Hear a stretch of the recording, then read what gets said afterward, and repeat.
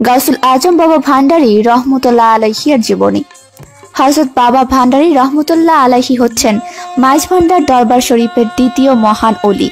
তিনি 1270 সালের 27শে আশ্বিন মোতাবেক 10ই অক্টোবর 1865 ইংরেজি এবং 12ই জামাদিউস-সানি 1270 হিজরি সোমবার ভোরবেলা চট্টগ্রাম জেলার ফটিকছড়ি থানার অন্তর্গত মাইজ ভান্ডার গ্রামে জন্মগ্রহণ করেন।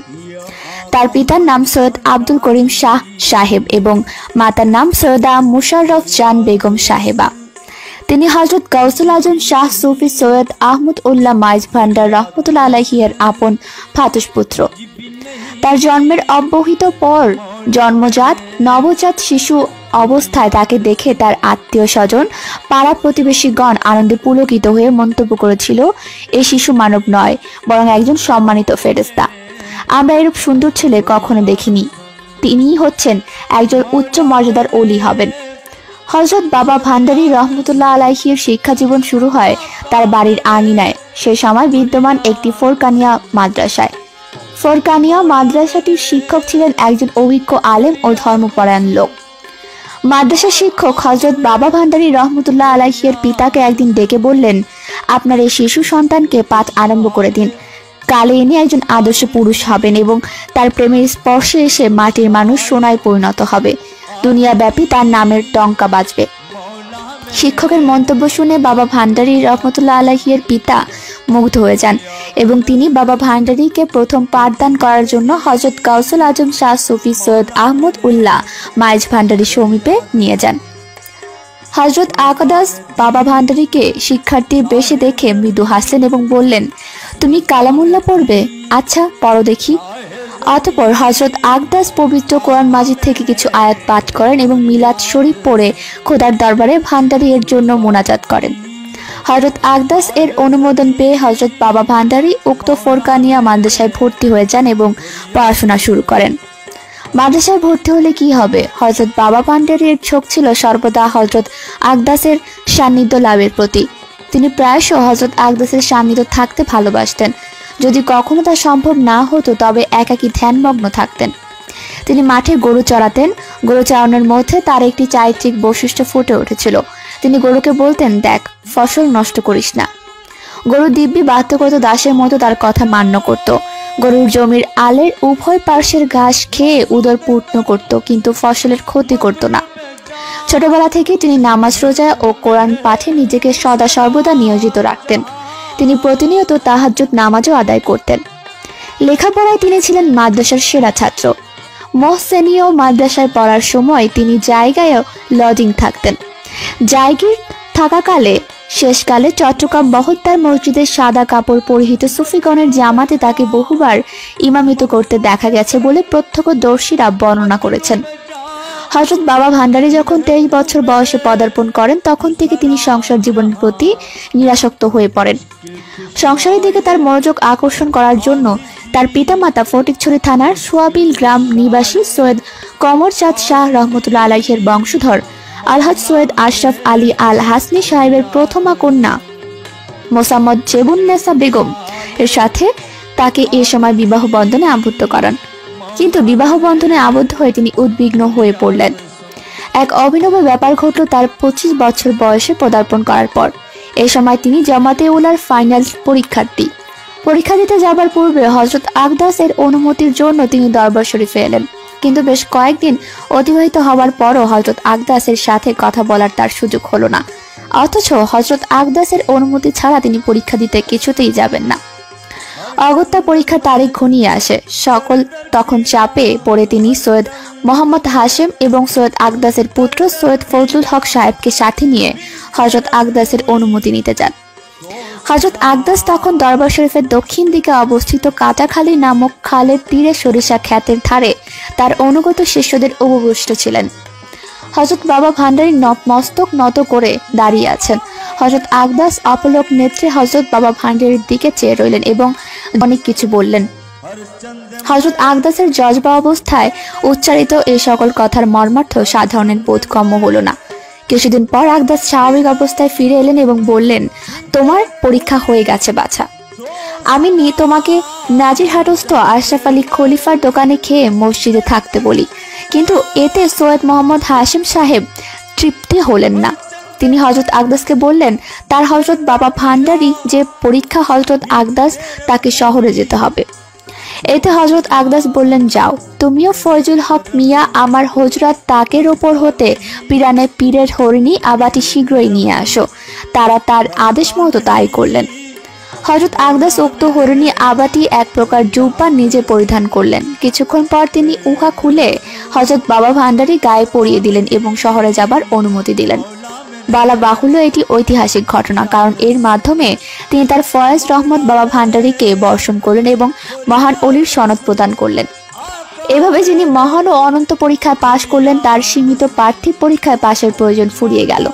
তিনি পরীক্ষার হলে জামাতে উলা ফাইনাল পরীক্ষা দিতে গেলেন। কোনো মতে 2 দিন পরীক্ষা দিলেন। পরীক্ষার 3য় দিনে আধ্যাত্মিক আগুনের দহনে তিনি আর স্থির থাকতে পারলেন না। কাগজ কলম সব ছুঁড়ে ফেলে দিয়ে জজবা হালে অনেক দুর্বোধ্য কথা বললে এবং গজল গাওয়া শুরু করলেন। শিক্ষক ও হলের সকল পরীক্ষার্থীগণ হতভম্ব হয়ে গেল। এরূপ একজন নামি দামি ছাত্র পরীক্ষা দেবে না, এই কেমনতর কথা। শিক্ষক ও সহপাঠীগণ তাকে অনেক বোঝালেন, কিন্তু কোনো কাজ হলো না। দুনিয়া তার কাছে তখন অতি তুচ্ছ, অতি নগণ্য। তিনি শুধু তখন অন্তরে তার প্রমোদ স্পন্দকেই দেখেছেন। প্রেমাস্পদকে উদ্দেশ্য করে তিনি বলতে থাকেন, এসেছেন আপনি, এসেছেন আপনি কষ্ট স্বীকার করে কেন এসেছেন? আমি মাথায় ভর দিয়ে হেঁটে আপনার খেদমতে হাজির হতাম। এরূপ বলতে বলতে তিনি অজ্ঞান হয়ে পড়লেন। তার পরীক্ষা পর্ব এখানেই শেষ হয়। তারপর তাকে পরীক্ষা হল থেকে জায়গির বাড়ি এবং জায়গির বাড়ি থেকে দরবার শরীফে নিয়ে আসা হয়। এই ঘটনার সাথে হযরত আকদাস এর আধ্যাত্মিক যোগসূত্র অপূর্ব। হযরত বাবা ভান্ডারী যখন পরীক্ষার 3য় দিনে পরীক্ষা হলে প্রবেশ করেন, উক্তরূপ ঘটনা করছিলেন। তখন হযরত আকদাস হযরত বাবা ভান্ডারী রহমতুল্লাহ আলাইহির জ্যেষ্ঠ ভ্রাতা সৈয়দ গোলাম সোবহান সাহেবকে ডেকে বললেন, মিয়া, আমি হজে যেতে চাই। আমার সারাটা বাগান খুঁজেও একটা গোলাপ ফুল পেলাম না। হজে যাবার অর্থ বড়লোকগণের ইঙ্গিত বুঝতে পেরে হযরত গোলাম সোবহান সাহেব কেঁদে ফেলেন এবং বললেন, হুজুর, আপনার খাদের গোলামুর সাহেব রহমান সাহেব রহমতুল্লাহ আলাইহি শহরে আছেন, তাকে আপনার খেদমতে হাজির করব কি? হযরত আকদাস বললেন, তাকে বাড়িতে আনলে ভালো হয়। হযরত বাবা ভান্ডারী রহমতুল্লাহ আলাইহির রেয়াজান সাধনার কিছু চিত্র হযরত বাবা ভান্ডারী রহমতুল্লাহ আলাইহির রেয়াজান সাধনার অতীব কঠোর কষ্টের। জামাতে ওলার ফাইনাল পরীক্ষা না দিয়ে দরবার শরীফে ফিরে আসার পর তার কঠোর আত্মিক সাধনা শুরু হয়। তিনি সর্বদা হযরত আকদাস এর খেদমতে হাজির হতে লাগলেন। অবসর মুহূর্তে ইবাদতে বিভোর থাকতে লাগলেন। তিনি কোনো কোনো সময় দৈনিক 1 খতম কোরআন তেলাওয়াত করতেন। কখনো বিছানায় পিঠ বা পার্শ্বদেশ লাগিয়ে শয়ন করতেন না। অতি অল্প নিদ্রা যেতেন হাঁটুর ওপর মাথা রেখে কিংবা খড়ের দেয়ালে হেলান দিয়ে। গৃহের অন্দরকক্ষে মোটেও যেতেন না। কোন রকম কেউ তাকে জোর করলে ঘরে নিয়ে গেলেও নীরবে ঘর থেকে বের হয়ে যেতেন এবং তার মুর্শিদ হযরত আকদাসের খেদমতে হাজির হতেন। শারীরিক কষ্টের ফলে তার জীবন নাশের আশঙ্কায় তার পিতামাতা উদ্বিগ্ন হয়ে পড়েন এবং তার রিয়াজতের ভার কমিয়ে দেওয়ার জন্য হযরত আকদাসের নিকট প্রার্থনা করেন। প্রত্যুত্তরে হযরত আকদাস বললেন, তিনি ইউসুফ আলাইহিস সালাম হতে চান আর তোমরা তাকে মৌলভী বানাতে চাও। খোদা তোমাদিকে মান্না ও সালওয়া নামক স্বর্গীয় খাদ্য খাওয়াতে চান আর তোমরা পেঁয়াজ রসুন খেতে চাও। তোমরা কি উৎকৃষ্ট বস্তুর বিনিময়ে নিকৃষ্ট বস্তু চাও? একবার ওয়াজ মাহফিল থেকে বাড়ি ফিরে এসে হযরত বাবা ভান্ডারী রহমতুল্লাহ আলাইহি হযরত আকদাসের সাথে দেখা করতে যেয়ে দেখতে পান যে হযরত আকদাস আপাদ মস্তকে চাদর জড়িয়ে শয়ন করে আছেন। ইহা দেখে তিনি হযরত আকদাসের গৃহে প্রবেশ না করে দরজার সামনে সারা রাত দাঁড়িয়ে থাকেন। উল্লেখ্য যে ওই দিন ওয়াজ মাহফিল থেকে ফিরে আসার সময় তার মুখমণ্ডল লোহিত বর্ণ ধারণ করেছিলেন। পরদিন তার অবস্থার নতুন পরিবর্তন দেখা যায়। তিনি হযরত আকদাস এর গৃহে প্রবেশ বন্ধ করে দেন। ঘরের বাহির হতে হযরত আকদাসের প্রতি এক দৃষ্টিতে তাকিয়ে থাকতে শুরু করলেন। এই সময় তার দুনয়ন থেকে অশ্রুধারা গড়িয়ে পড়ত, কিন্তু মুখে কোনো আওয়াজ ছিল না। এভাবে কয়েকদিন অনাহারে থেকে তিনি উপবিষ্ট বা দণ্ডায়মান অবস্থায় বর্জক ধ্যানে মগ্ন থাকতেন।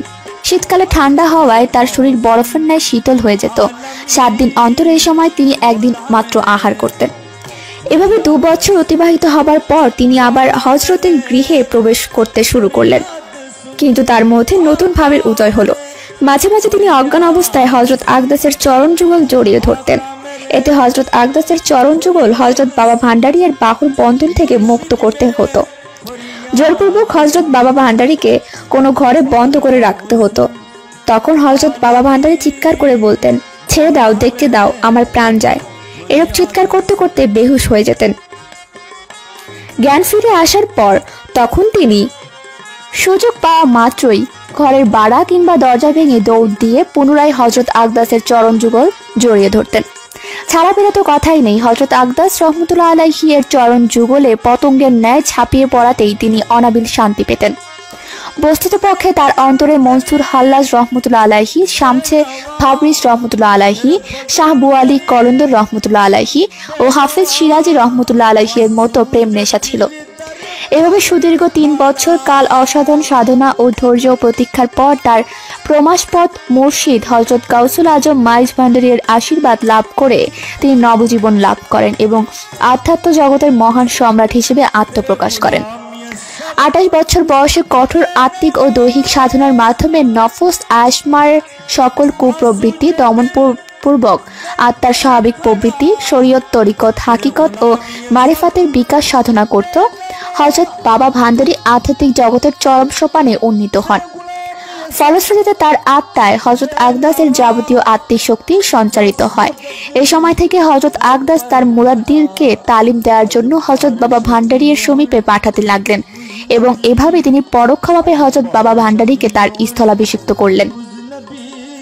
হযরত বাবা ভান্ডারী জলের স্থলে পাহাড় পর্বতে ভ্রমণের কাজে নিজেকে ব্যবহৃত রাখেন দীর্ঘকাল যাবৎ। তিনি সংসারের যাবতীয় মোহমায়া, সুখ, শান্তি প্রভৃতির প্রতি ভ্রুক্ষেপ না করে হযরত আকদাস এর নির্দেশক্রমে গাউসিয়াতের কার্য পরিচালনার জন্য প্রস্তুতি হিসেবে পূর্ব পার্বত্য চট্টগ্রাম, দেয়াঙ্গের পাহাড়, উত্তর পাহাড়, সীতাকুণ্ড পাহাড়, গভীর অরণ্য প্রভৃতি দিবসের অবসানে কিংবা রজনীর ঘোর অন্ধকারে সাপদ সংকুল পরিবেশকে উপেক্ষা করে ভ্রমণ করে নিজেকে লোকালয় থেকে দূরে রাখেন জীবনের 40 বছর বয়সকালে উপনীত হওয়া অবধি। তার এসব ভ্রমণের রহস্য সাধারণের বোধগম্য নয়। হযরত বাবা ভান্ডারীর দৈহিক বৈশিষ্ট্য, তার দৈহিক সৌন্দর্য ছিল অপরূপ ও অতুলনীয়।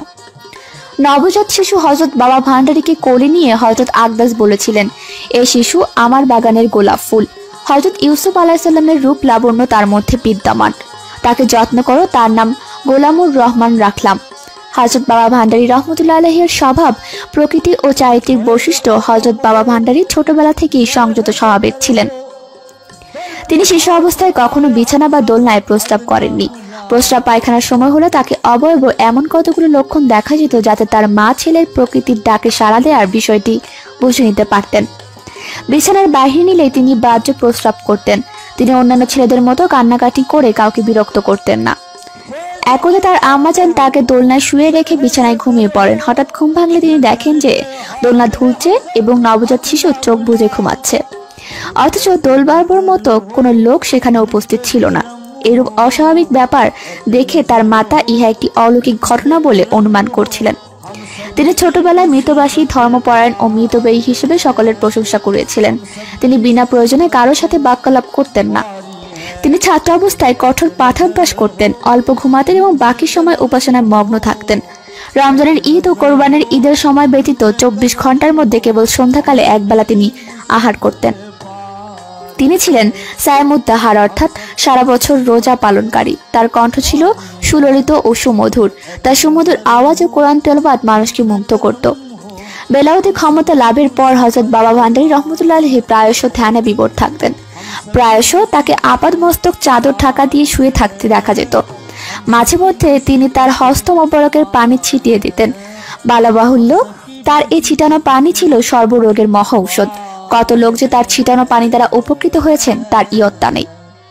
হযরত আকদাস রহমতুল্লাহ আলাইহি এর পর হযরত বাবা ভান্ডারী হলেন মাইজ ভান্ডার শরীফের দ্বিতীয় প্রধান অলি, মহান অলি। তার সম্পর্কে হযরত আকদাস এর মহান বাণীর মধ্যেই তার মর্যাদার প্রকৃষ্ট পরিচয় মিলে। এই মহান অলি সুদীর্ঘ 71 বছর 6 মাস ইহধামে আধ্যাত্মিক লীলা সম্পাদন করে 1343 বাংলার 22 চৈত্র মোতাবেক 1937 খ্রিস্টাব্দের 5 এপ্রিল 1346 হিজরির 22 মহরম রোজ সোমবার ভোর 7:55 সময় সকল ভক্ত অনুরক্তকে শোক সাগরে ভাসিয়ে মহান প্রভুর সাথে মিলনার্থে পরপারে আত্মগোপন করেন। সম্মানিত দর্শক, মহান ব্যক্তি মাইজ ভান্ডারীকে কে কার ভালো লাগে তারা কমেন্ট করে জানিয়ে দিন। আরো এমন ভিডিও পেতে আমাদের চ্যানেলকে সাবস্ক্রাইব করে আমাদের সাথেই থাকুন।